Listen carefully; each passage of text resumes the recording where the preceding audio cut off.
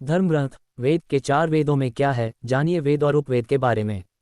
वेद हिंदू धर्म का सबसे पुराना ग्रंथ है, जिसे महर्षि वेदव्यास द्वारा 4 भागों में विभाजित किया गया है। उपवेदों भी 4 प्रकार के बताए गए हैं।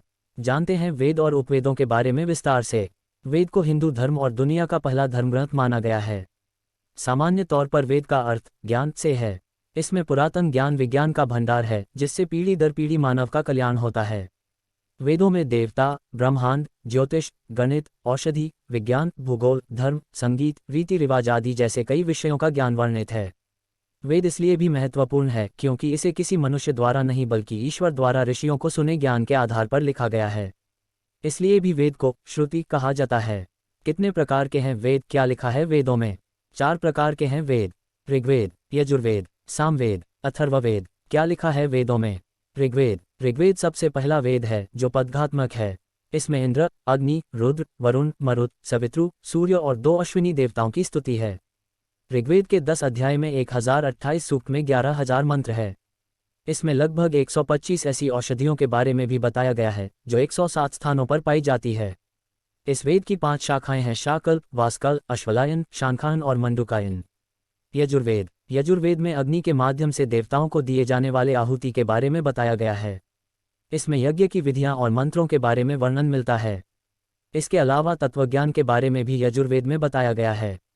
इस वेद की 2 शाखाएं हैं, एक शुक्ल और दूसरा कृष्ण। कृष्ण अंधेरा यजुर्वेद के लिए 101 और शुक्ल उज्ज्वल यजुर्वेद के लिए 17 शाखाएं हैं।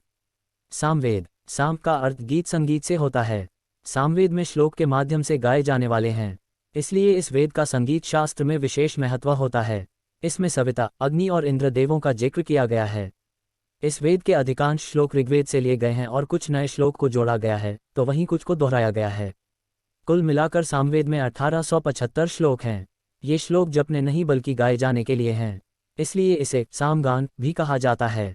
अथर्ववेद। अथर्ववेद में रहस्यमयी विद्याओं, चमत्कार और आयुर्वेद का वर्णन मिलता है, जो सांसारिक सुखों को प्राप्त का उपयोगी कर्मकांड है। इसमें वर्णन किया गया है कि रोगों को कैसे ठीक किया जाए, पापों और उसके प्रभावों को कैसे दूर किया जाए और धन प्राप्त करने के क्या साधन है। अर्थवेद के 20 अध्यायों में 5687 मंत्र है। इसके 8 खंड में धातु वेद और भेषज वेद मिलते हैं।